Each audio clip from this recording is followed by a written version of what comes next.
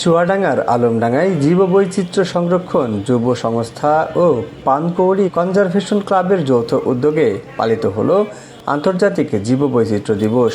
দিবসটি উপলক্ষে সকাল 10টায় আলমডাঙ্গা পৌর শহর এলাকায় একটি বর্ণাঢ্য র্যালি বের করা হয়।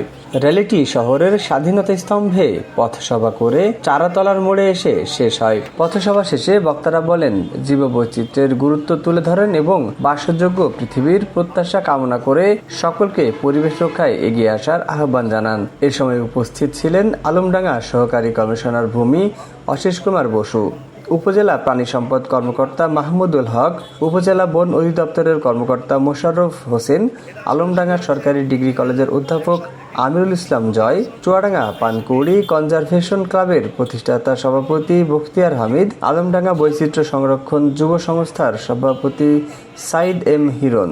সবশেষ সংগঠনের নেতাকর্মীরা আলমডাঙ্গা রেলওয়ে স্টেশনের শতবর্ষী কাঠগোলাপ ও পাম গাছে নাম ফলক স্থাপন সহ আলমডাঙ্গা উপজেলা মডেল স্কুলের কোমলমতি ছাত্রছাত্রীদের মাঝে সচেতনতামূলক প্রচারণা চালায়।